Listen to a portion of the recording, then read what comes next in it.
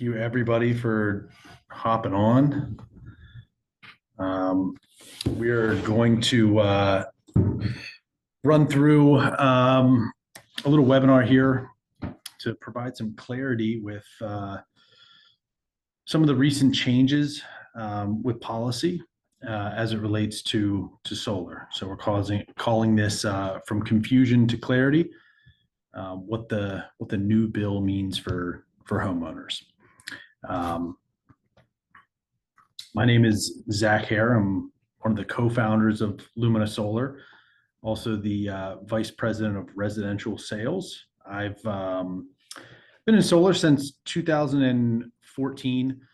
I was in sales initially, up until starting a new company, or everybody's in sales there initially, but until about 2019, and then moved into management, and now at this point the vice president of residential sales. And I'm joined today by Sean Hatley. Hey everyone, Sean Hatley. I'm the director of legal operations here at Lumina. Been here about 2 years. Before that was in private practice, and Zach and I have been tasked, and we're tasked with kind of figuring out what the landscape looks like with this new bill, right? What's in it? How does it affect us? And then what are some ways that we can navigate it, and how it's going to impact us, homeowners, and just the industry as a whole. Yep. Yeah, when this all kind of started coming to light and forming in late spring, we were kind of eagerly awaiting what the final result would be, if this bill would pass, and if it did, what exactly it would look like. And once it did, like Sean said, we went to work,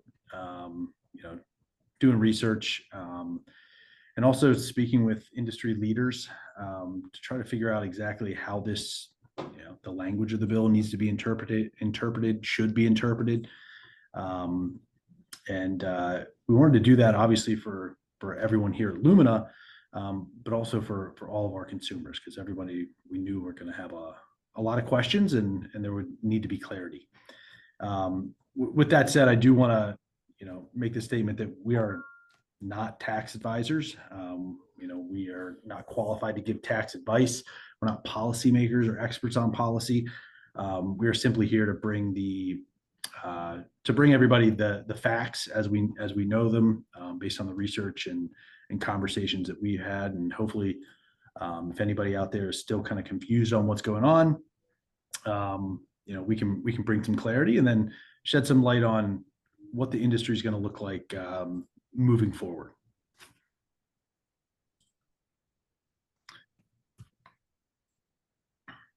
And then just here a quick little agenda on what we're going to tackle today. Sean, if you want to kind of kick that off. Yeah, we're not going to go through the entire one big beautiful bill.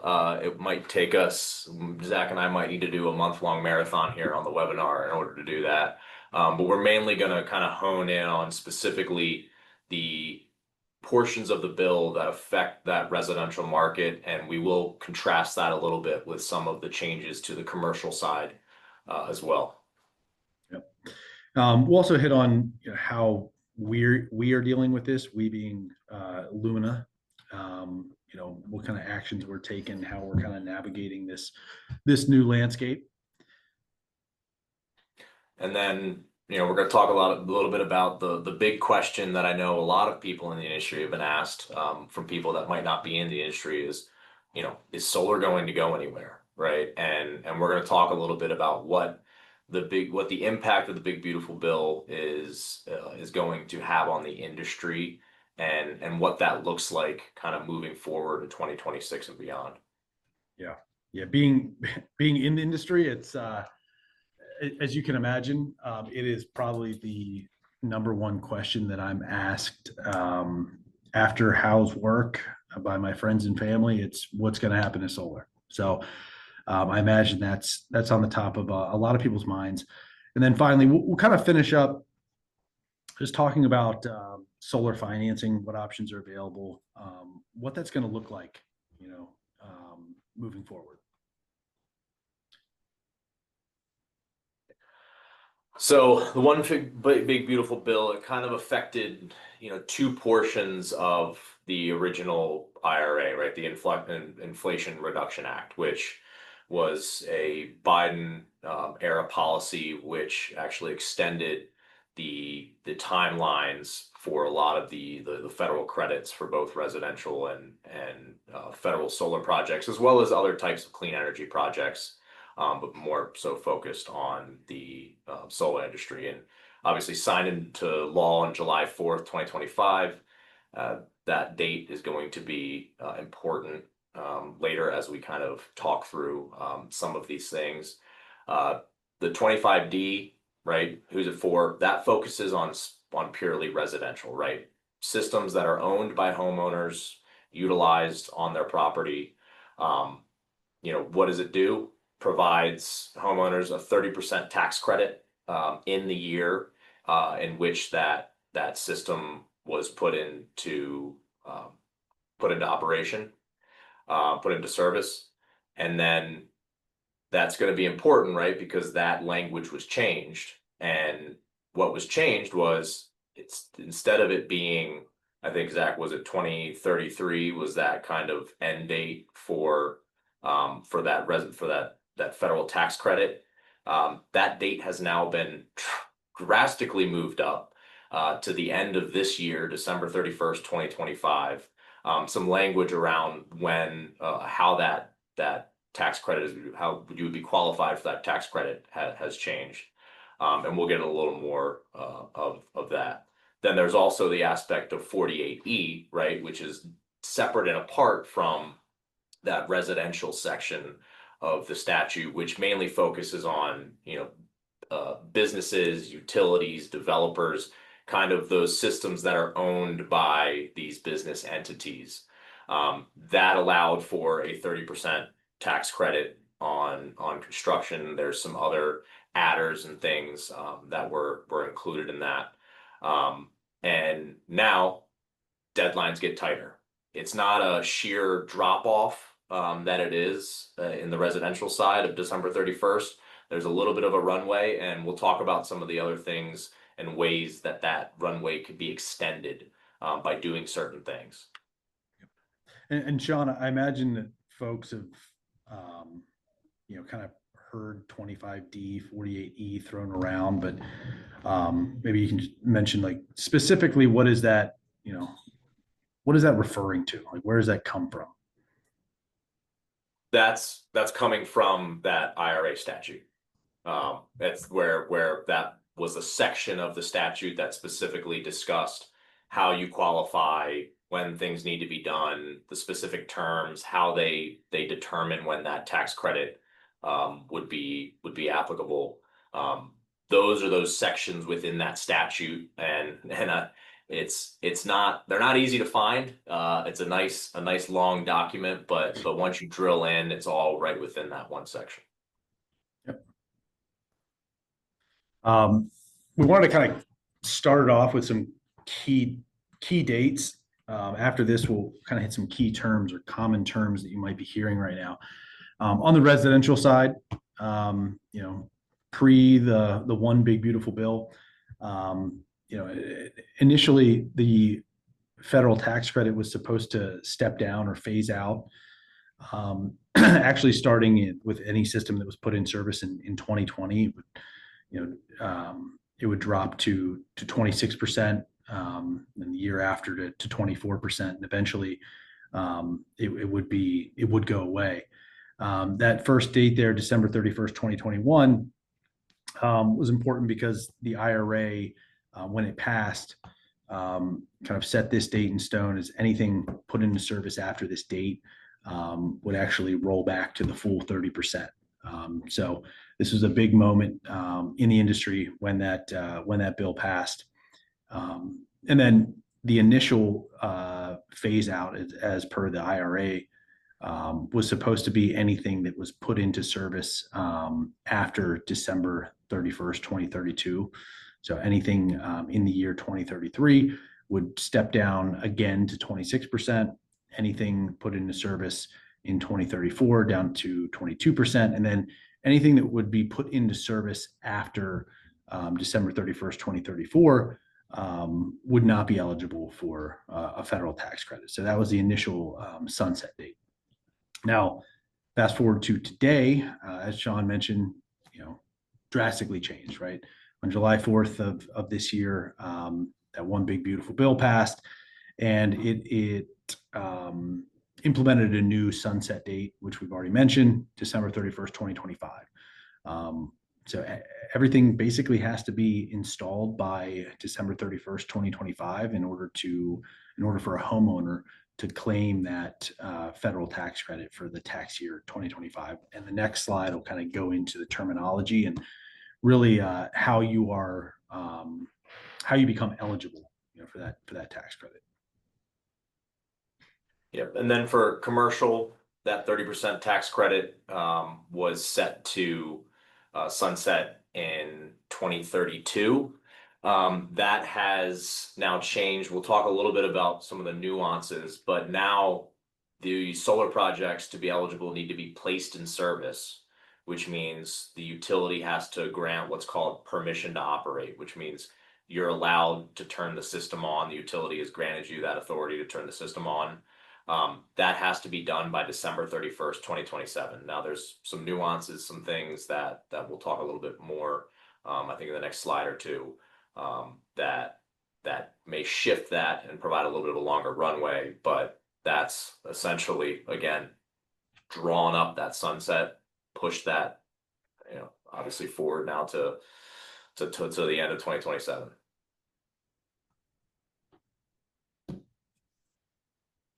All right. Now, common terms, right, for a lot of the stuff in the bill. So originally with the IRA, a system, if you wanted to take the tax credit for a specific tax year, the system had to be placed in service, which we just kind of mentioned, has to get permission to operate from the utility, which means the utility gives you a letter saying you're allowed to turn the system on. And that needed to be received for you to get that credit in that year. The changes to the IRA in the big beautiful bill has now made it that the expenditure needs to occur within the tax year in which you want to claim that credit. So, for example, now the credit ends December 31st, 2025. So you have to make the expenditure by December 31st, 2025. Now, first thought, you think, okay, expenditure. I just need to pay some money towards this system in order to get the credit, right? It logically, follows the use of expenditure, right? But in the original statute, right, it's the definition of expenditure is the construction is physically complete. So it doesn't necessarily, from a logical perspective, it doesn't follow, but construction needs to be complete in order for that expenditure to be deemed made. So that means by December 31st, 2025, the end of this year, this system there needs to be glass on the roof, as we'd say, right? Racking needs to be on the roof. Panels need to be on, everything needs to be in place to where that system can be turned on, right? It is everything, the equipment, everything mechanically, it is ready to begin operating. Obviously, you have to wait for certain things from the utility and inspections and other things. But if that equipment is on your roof, then that is considered to fall within the expenditure for purposes of getting that tax credit. And we use the term mechanical completion to describe the panels, the racking, everything being placed on the property, right? That's when that system is mechanically complete. So essentially, the simple way of putting it, system has to be mechanically complete, has to be on your roof in order for you to qualify for that tax credit in this tax year. Now, that's based on our reading of the statute, conversations with other experts in the industry. Again, people are free to do and claim whatever credits they want, talking to their accountant. That's for you to decide. But based on our reading and our understanding of how that is to be interpreted, has to be mechanically complete before the end of the year, or not eligible to claim that tax credit.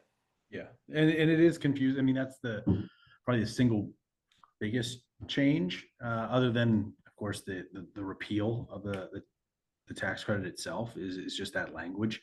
And when Sean and I were initially kind of setting out on this adventure, if you will, to break all this down and determine how the new language is to be interpreted. I mean, it was confusing, right? We had the same thought, right? All right, somebody can pay for that system in full, let's say, even if it's not installed.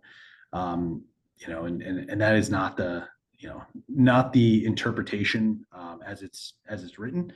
But we can definitely understand and want to make sure we hit this, because we can definitely understand the confusion that can come out of that. And then on the commercial side, kind of in contrast, right, had to be placed in service, kind of a similar thing, permission to operate from the utility. But the key for this specific, for the changes to the IRA from this bill, right, it needs to be placed in service by December 31st, 2027. A commercial project has to be placed in service by December 31st, 2027. However, what they call the beginning of construction, if you start the physical work prior to July 4th, 2027, you get an extra 4 years to have that project placed into service. So July 4th of 2026, I apologize, if you start construction prior to that point, you get an extra 4 years. Now, if you have a project, a system size of 1.5 megawatts AC, that is less than 1.5 megawatts AC, you can actually, there's safe harbor guidance that allows you to pay 5% of the project price, right, allocated towards purchasing materials, paid as a deposit, to safe harbor the project, which means you get the benefit of that 4-year runway to get that project completed and placed into service. Projects over that 1.5, you actually have to physically start work prior to July 4th, 2027. And it's not just, hey, I went and I threw my shovel in the ground and I broke ground and then I don't come back to the site for 6 months, right? It has to be continuous work. If you're gonna start, you got to keep rolling with that project. Yeah. Always a little bit more involved on the commercial end. That's why I'm the vice president of residential sales. I like to stay on the residential end a little bit more cut and dry. But Sean, thanks for running through that. Yeah, and why does it matter, right? I mean, you should kind of, I assume everybody kind of understands it now, but just to dive a little bit deeper, I mean, for homeowners, it's a time crunch, right? Your solar project has to be installed, has to reach mechanical completion. That expenditure has to be deemed made before 2026, so by December 31st, 2025. We've seen a huge increase in demand as people are really trying to make it to the finish line before that deadline. A lot of people calling in concerned about their ability to start a project and get it installed before the end of the year. And that's industry wide, not just Lumina, right? That's across the country. And we are seeing, another piece of that is financing shifts, right? So predominantly, at least here at Lumina, we've always been a lot heavier on the purchase end. So you can always, when you go solar, you can outright purchase the system. You can choose to take out a loan or a solar loan, which we're partnered with many financing companies to be able to offer that. And then you could also choose to lease the system. So go through a third party organization that actually owns the system. You end up, you're actually leasing the property on your roof, or if it's ground mount in your yard on your property, and you're paying a rate lower than what you would pay the utility. We've been kind of predominantly purchase. The industry has, more so for the last few years. Leasing was very popular in 2014 through, let's say, 2018. Purchase became more popular thereafter, and we're going to see a shift where we're probably going to be equal leasing and purchasing moving forward. Leasing is definitely going to boom, and more people are going to find that without the ability to get the tax credit, that this option fits them a little bit better. And then on the installer side, I mean, that time crunch is being felt by installers, right? Your customers are coming to you and they're expecting to get installed, and you're figuring out creative ways. I mean, we've spent the last several months working on strategy to get that done. And just trying to install as many projects before that December 31st cutoff. And on top of that, right, to be able to meet that 3x, 4x demand that has that's been seen, is you got to 3x your ability, your capacity to install those projects. So obviously it's making sure having enough labor, the permitting. I don't know if anyone has done any home improvement projects, right? Dealing with some of the permitting offices, sometimes they can get a little overburdened, and I can tell you right now, they're going to be overburdened with the number of applications coming through. The supply chains, right? They've been manufacturing for a certain level of demand, and now that demand is 3x'd. So increasing their manufacturing capabilities, working through keeping that supply chain, and honestly accelerating a lot of that supply chain is going to be tough. And a lot of that is outside of our control. So it's focusing, okay, what can we control? And we are working and focusing on those aspects of the things that we can control. And market trends, it's kind of one of those things where there are still going to be paths to going solar. This 30% tax credit going away isn't just, oh, now I can't go solar. No, there's a number of ways to do it. And for a lot of people, the economics with rising utility rates, other things, the economics for some people might not change, or might not change all that much. It really just depends on each individual situation. But solar's not going anywhere. People are going to continue to go solar. It just changes the way some people are going to go solar, with how this bill has affected the tax credits. Yeah. And, in terms of market trends, I mean, we talked about more of a shift towards the leasing model, that being becoming more popular again. And for installers, I mean, it really means like finding the kind of utilizing the existing relationships you have with various financing companies, third-party ownership organizations, to be able to seek out and offer the best option for your homeowners. And so we want to utilize those relationships that we built over the years to be able to bring the best options to our customers and other installers doing the same thing.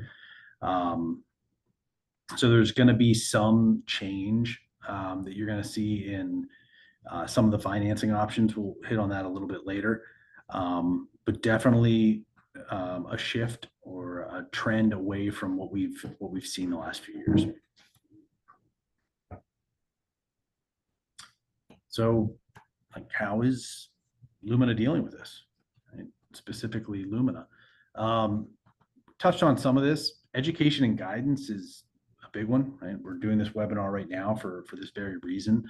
But since being founded in 2018, our focus has always been on an educational approach. We've always wanted to give the customer all the necessary information that one needs to make an informed decision, and that's certainly not changing. What is changing is some of the information that we're diving into, right? Talking about policy a lot more, talking more about the different financing options you have available to you. How it's going to affect you and your family, how it's going to benefit you and your family. Education and guidance always something at the very top of our list, and a big focal point for us, and it'll continue to be, and even more so, as we get into this new landscape. Yeah, and that workforce readiness is something that we've really been focused on. I mean, we talked about that huge increase in demand, and how are we going to increase our capacity to be able to do that? And we are in a fortunate position. Lumina's in a fortunate position to where we have resources, internal resources that we can reallocate to spin up new teams, to increase our ability to install, increase the number of projects we can install, and without having to go outside of Lumina to bring in new talent, which allows us to A, spin up more quickly, and B, to maintain that level of quality that has become synonymous with the name Lumina in the solar industry. So it's really focusing on making sure that we can deliver for our customers and make good on a lot of the conversations that we've had with them. Yeah. And customer advocacy, I mean, that kind of goes hand in hand with education and guidance, but kind of expanding on it is, Lumina, other installers, like we're going to have to be advocating for our customers with the various financing options that are out there, pushing for new options to become available, advocating on the cost end, right, to get advocating with our manufacturer partners, our distributors, to put our consumers, our customers in a position where it still makes sense, from a dollars and cents standpoint, right? Get those costs down so that we can push towards a lower or a quicker return on investment. And with that, I mean, comes flexible financing. Kind of touched on that a little bit, but there will be some kind of new options that come about over the next couple of months from financing partners, and we want to be able to have access to that and utilize those existing relationships to bring that to our customers. And there's some kind of unique things that we're doing on our end, especially right now, to allow customers the benefit of this incentive that's going away, and not the forum to go into all those details. But if you are watching and you haven't made a decision on whether you want to go solar yet, I would encourage you to reach out and find out how we're kind of operating right now, and what we're doing to benefit our customers. Sean, is solar dead? Absolutely not. No, it is not. Not by a long shot. So now kind of want to get into some of the reasons why solar's not going anywhere. It is certainly still the future, right? So grid infrastructure is weakening. That's kind of been the case. It only gets it only kind of is more highlighted over time. The electric grid on the East Coast is certainly antiquated, and it requires constant grid upkeep and maintenance to make sure that all these utilities can continue to supply their customers with reliable electricity. And that's going to continue to be the case. There's always upkeep. There's always improvements being made. And all of that ultimately is passed down to the consumer. Right? Sustainability demand, that has always been a flavor of at least some portion of the reason why somebody looks into solar. Could be in some cases it has no impact at all, but I think to at least a small degree, it's always a factor, at least in my experience, and that's only getting more and more popular, over time, and continues to be a reason why, or at least a partial reason why people look into solar, and that's not going to be going anywhere. Proven effectiveness and benefit. I mean, going back as far as 2009, when our CEO Mike Kirby got into solar. I mean, solar was effective then. It was providing benefit then. It continues to provide benefit. Even systems that were installed long ago continue to provide that benefit to the customer, the homeowner. And technology just continues to get better. So that's not going anywhere. And with utility rates on the rise, something we're going to talk about here in a second, it's more and more important to kind of take advantage of the opportunities that you have, they have available to you to fight back against those cost hikes. And Zach, for people that kind of are ringing the alarm bells for the solar industry, I try to tell people, step out of your bubble, that is your state, your region, and frankly the US, and you look at a lot of these more developed solar industries in other countries where, I mean, we are behind the curve, and hopefully we will get there. But when you see kind of how far we are behind some of those countries that are more developed, there is a lot of room to run, and there's a lot of benefit to be harvested from the solar solutions. Yep. Absolutely. Speaking of electricity costs, right? So wanted to talk about that, take a little bit of a deeper dive there. So who is PJM, right? PJM is really the entity that manages and monitors the electric grid on the East Coast, particularly for 13 states, which include our market: Maryland, Pennsylvania, Delaware, Virginia, and Washington, D.C. They are kind of the air traffic controller, if you will, for electricity in this part of the country.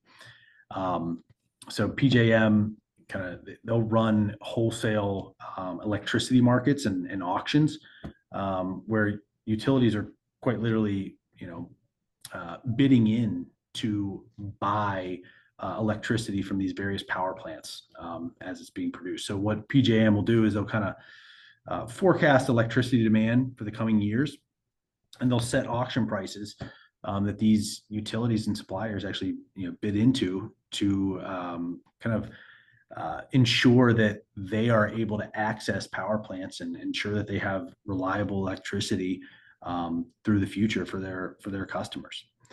So this is really the way in which your rate is established that you pay as a homeowner, is through these energy prices and capacity prices, these auctions. So it's something that I don't think we think about a lot, but if you do look into it and you see the capacity prices, for these auctions have been going up, that means that PJM is forecasting a high demand, for the coming years, and these utility companies are going to pay top dollar to have access to these power plants and ensure that they have they can meet the demand that they're about to face. And prices have gone up; they've skyrocketed. So, like I said, when you see a price jump in that auction, it means utilities are paying more for reliability insurance, more or less. Higher costs are then passed down to consumers, and this is being felt in a big way right now. In particular, across the territories that we operate in. Maryland, for instance, has seen increases of up to 24% in 2025. If you're a Pepco customer, a BG&E customer, I mean, you've seen it throughout this year.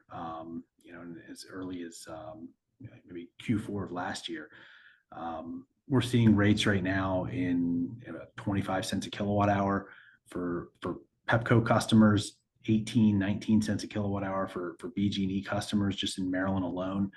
Um, and me being a Maryland resident, this is what I'm used to seeing. It's happening though, of course, in the markets we operate in Pennsylvania and Delaware as well.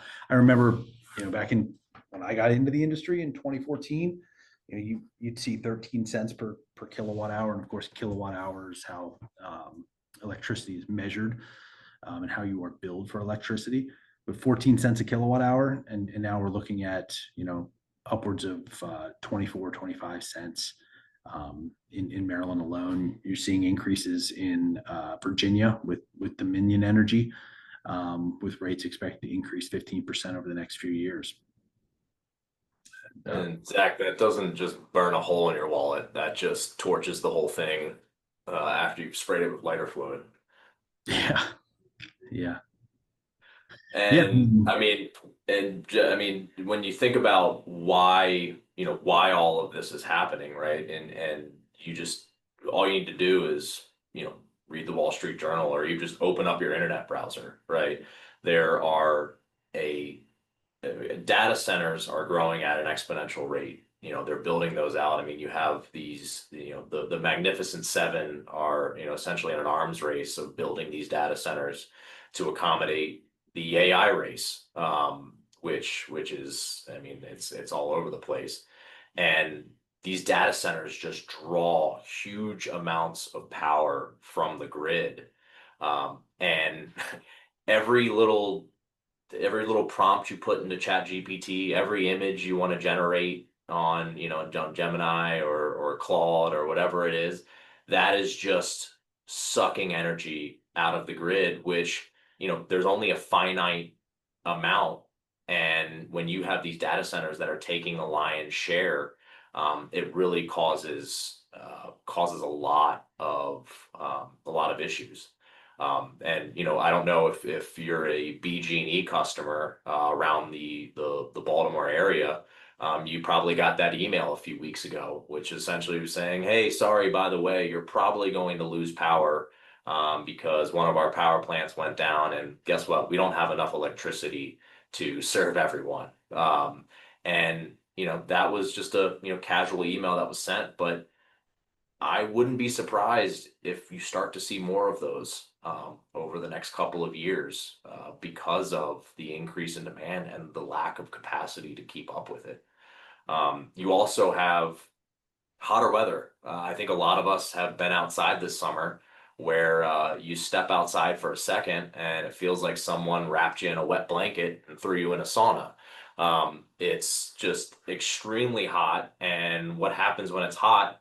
I know I got my AC cranking and it's running pretty much all day to try to keep that house at a comfortable level. And actually, a lot of the investment banks have put out guidance to their investors that some of the best plays over the next few years are going to be in that HVAC industry, right? Manufacturing or service, because trying to keep up with these scorching temperatures, and an air conditioning unit, HVAC unit, whatever it may be, is going to be drawing significant amount of power, especially when it's running, 12 hours a day, if not 24 hours a day, depending on where you live. So there's just a huge draw on this demand is just going to increase, and it's not going to be this kind of, gradual increase.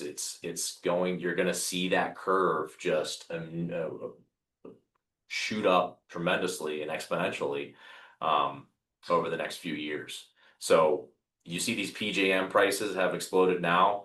I think if we came back a year from now and do this webinar again, I think we're gonna we're gonna see that continue. And Zach touched on a little bit, but just the aging grid infrastructure, right? Like, not only is the infrastructure getting old, it wasn't designed to manage the amount of electricity that people are demanding, and people, buildings, machines, everything that is now now being demanded from it. It just doesn't have the capacity. So it's old and it doesn't have the capacity. The utilities have to try to do upgrades and keep up with that. They're not eating those costs, right? Those costs get passed down to all of us, who are paying their electricity bills. So again, these prices are directly reflective of kind of where the energy demand has gone, and something that has really kind of taken over over the last few years.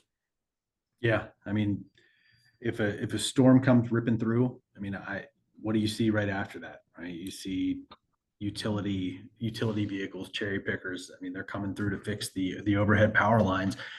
I know when I see that in my neighborhood, I mean, I correlate it.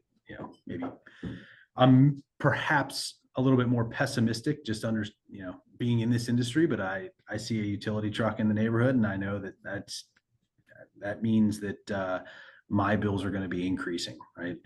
As weather passes through, I mean, that the maintenance on the grid to get those power lines back up and running, pass back to the customer. Many utilities, most utilities, I'm thinking like up in Pennsylvania, PP&L, PECO, MedEd, down here in Maryland, Pepco, doing a lot of work to bury power lines instead of running them overhead. That costs money, right? So they're trying to alleviate the costs that they expend, fixing overhead power lines by burying power lines so they don't have to worry about that. But doing that costs money, and that's going to be passed on to the consumer as well. Just a number of reasons why, irregardless of the tax credit going away, I mean, solar is going to continue to make sense. It's one of the ways that consumers can control their electricity prices. Yeah. Or even businesses decreasing their operating expenses. I mean, Yeah. the one way that you can avoid having to deal with these PGA price explosion is be your own power plant, right? Get some panels, get some batteries. You generating and storing your own power, and you don't have to rely on anyone else to provide that power to you. Certainly one way to deal with those rolling blackouts as well. And then, I mean, I think it's worth kind of looking at what real savings looks like. Right? So if you've never seen an electric bill, someone's electric bill after they've gone solar, it is fun to look at. Whether you have solar or not, seeing it is believing. And this is one example. You'll see no amount due, and they have a credit balance here of $45. It's an actual customer of ours, who was kind enough to send over one of their bills. They have a balance there, a credit balance of $45. And then you'll see over here on the right, the total that they owe, $9.97. So the one thing that you are always going to pay, whether solar can cover your entire electric bill in any given month, or perhaps all months of the year, you're always going to pay that customer charge, and it's really just the charge to be connected to the grid. The meter is still the utility's property, and that meter is on your house, so it's essentially what you're left with. But much better position to be in than looking at a $200 a month bill. And you can see here on this graph, in September, October, November, December, this individual, did not take any electricity from the grid. And there's certain months here where they did take electricity from the grid. Likely this is either due to just the increase in the wintertime with an all electric home.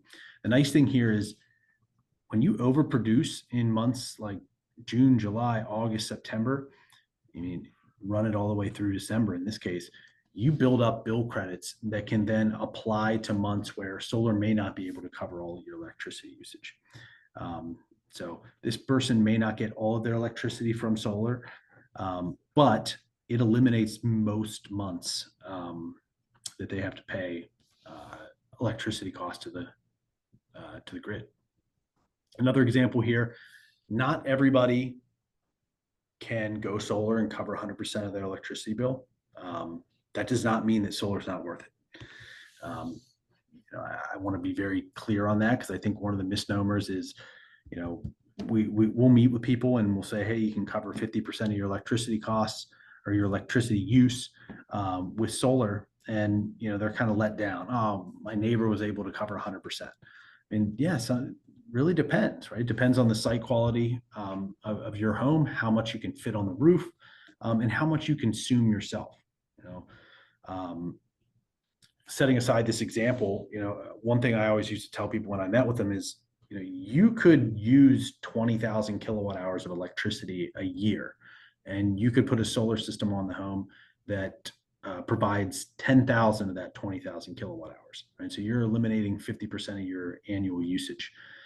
Your neighbor could use only 10,000 kilowatt hours of electricity a year. They might have the same exact system size and they produce that same 10,000. They might be able to offset all of their electricity costs, and you can only offset 50% of yours. But the beauty of it is both of you are saving the same amount of money. It's all relative to how much you use in the home. They might have a smaller household than you do. You might be Bitcoin mining and they might not be. So a number of things that can go into it. This is just another example. This is a pre-solar bill, October 2021. So before this person actually had their system installed, for this particular month, $122.97. Fast forward 3 years, just an example, kind of picking it out of thin air, November 2024, that bill was $12. And that $12 came from that particular person's customer charge. That customer charge can vary based on where you're located. For some, it's $9, some it's $12, some it's $6. Really just depends on where you're located. So just a really nice example to be able to see the difference between pre-solar and post-solar. Want to get into, we'll kind of finish up here purchasing and leasing, just to kind of shed some light there and what this bill means for purchasing solar, right? Is it going to impact the ROI? Sure, it will have an impact, but it will not be as great an impact as you might think. Typical payback right now, if you account for the 30% federal tax credit, somewhere between 6 and 8 years. Could be a little bit longer if you had a little bit more shade on the home, depending on kind of how your roof surfaces are oriented. A lot of factors that go into it, but average is about 6 to 8 years. Without that, you could see situations where your payback period or your return on investment extends to 8 to 10 years. 8 to 10 years is a really nice return for an investment like this. The kind of the crazy thing is not just electricity cost increases will bring that payback period down and closer to where we might see it today with the federal tax credit, but also the pressure that's going to be on manufacturers, distributors, and installers to work on ways to bring costs down. So it may not happen immediately. In fact, it really won't happen immediately. But over the next 4 to 6 months, you'll probably see some costs come down, and that is going to be a result of manufacturers having to get a little bit more competitive, distributors having to get a little bit more competitive in this new market. And pretty soon we're going to see that return on investment come back to where we were, with the federal tax credit. So it's also worth kind of highlighting the fact that there are state and local incentives that are still available in our markets. SREC, solar renewable energy credits, are basically a production incentive that you get. Those are still available. So you can be paid monthly or quarterly for electricity you're generating, separate from what you're actually sending back to the grid. And what you're sending back to the grid is made possible through the system of net metering. Net metering is really what makes solar, financially viable. So as you produce electricity, you're not using all of it in real time. It's actually being sent back out onto the grid, and you're getting credit for that. So if you look at kind of a monthly snapshot, 1 month you might produce 1,000 kilowatt hours of electricity with your system. You might only consume 800. You end up with a 200 kilowatt hour credit that can then roll forward, and it could reduce however much you you would have paid to the utility in that following month. Maybe you overproduce again and you just build up these bill credits, and they go to helping you reduce your bill in winter months when solar's not producing as much as it might be in the summer months. And Sean, if you want to kind of touch on the state tax credits and grants. Yeah, I mean, those are still here, and then there's a lot of especially in the states that we work in, there's kind of behind the scene work on kind of coming out with some more incentives and grants to kind of help make up and offset the loss of that federal tax credit. When those will come through, no idea, but there's been some exploration to try to increase those. Yep. And it's one of the things that goes along with our approach to educate. I mean, we go to great lengths to make sure that if you're eligible, or if there is a incentive available to you, we let you know if you're eligible for it, and we go so far as to help you apply and actually take on the burden of applying for those incentives. But yeah, I mean, aside from the impacts to the federal incentive, states still have their own goals, their own renewable goals, their own portfolio standards that they want to meet.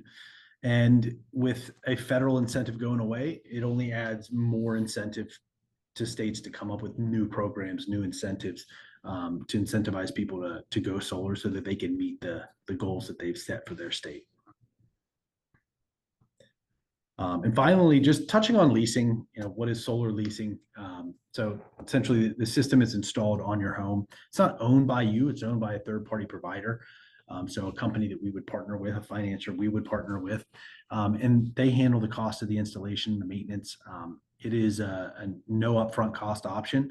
Now you could always put a down payment if you'd like to. Most people don't, but no cost upfront to go solar. And then the way it works is you pay a rate for the electricity you're generating that is significantly lower in most cases than the utility. Most third-party ownership providers or lease fund providers, they will require at least a 15% savings. Most of the time, it's a higher savings amount than that.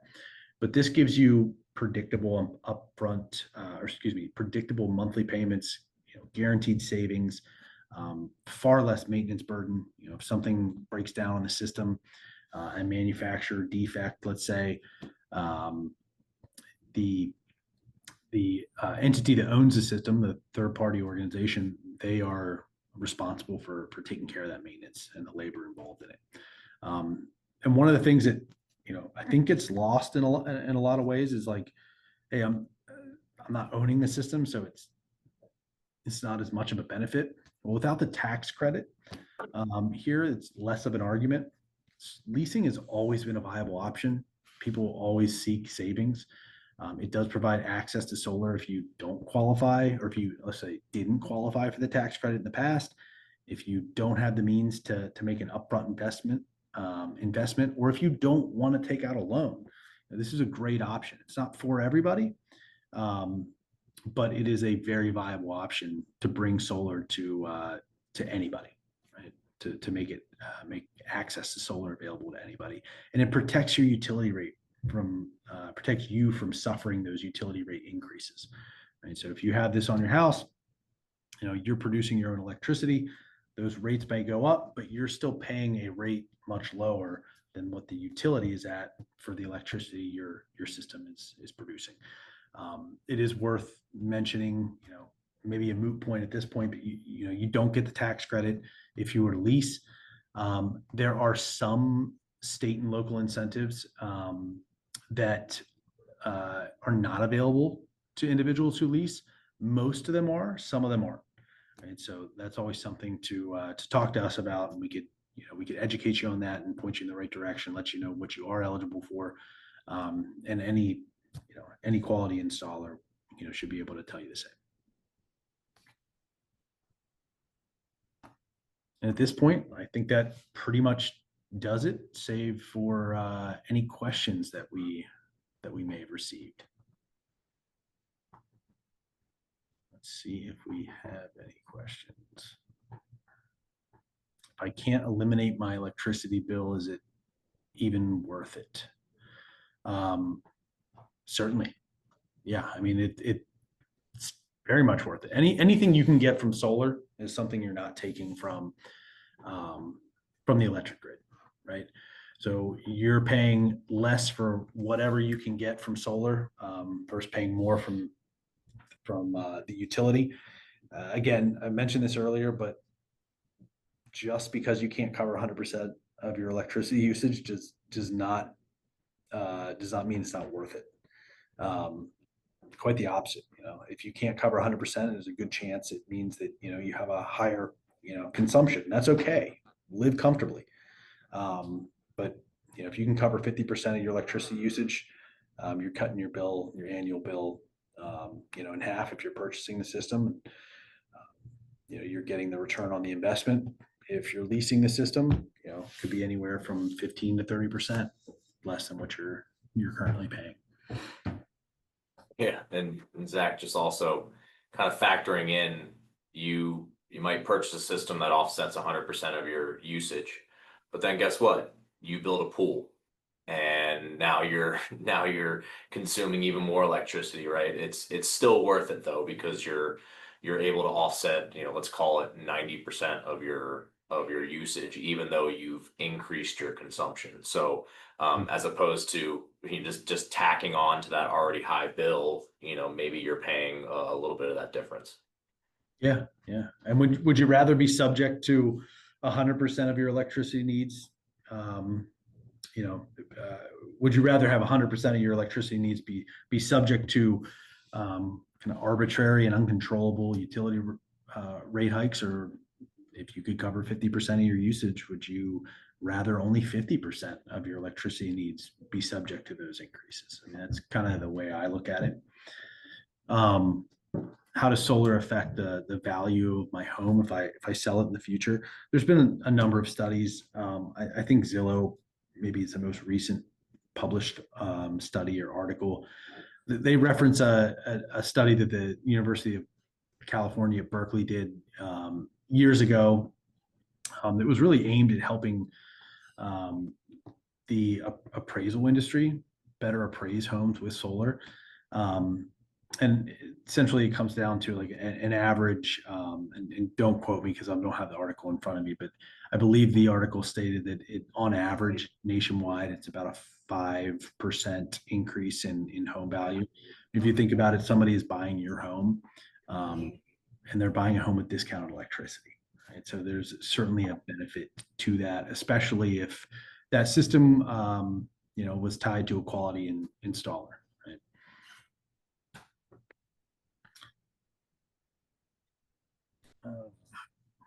It's a good question.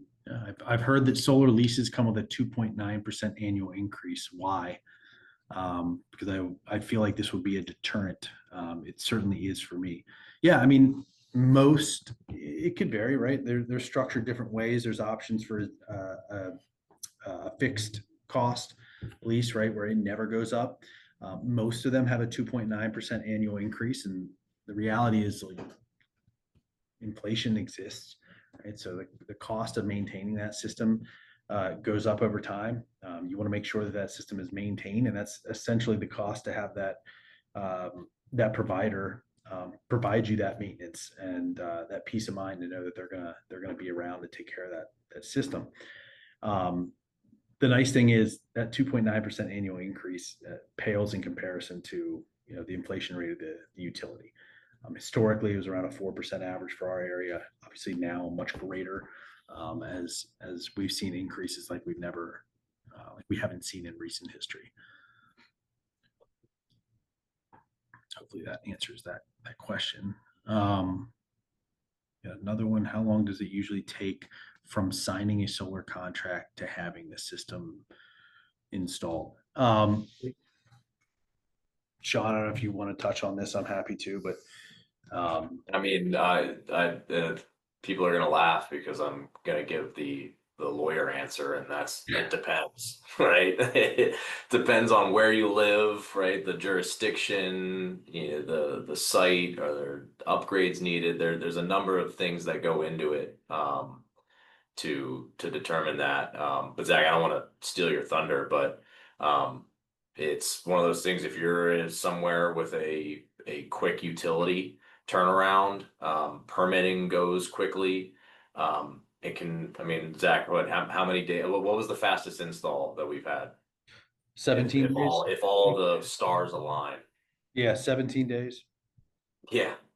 Or it can be several months, right? If your HOA is dragging their feet on providing approvals, if there's a number of things, it really varies. But if you're in a good place, look at that, 17 days. I mean, that's pretty, Yeah. it's pretty impressive, Zach. I didn't know that.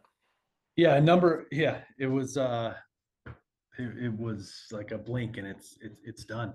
A number of factors go into it. Like you said, permitting, the interconnection turnaround, that's the application with the utility. Some utilities are on it, most a little bit slower.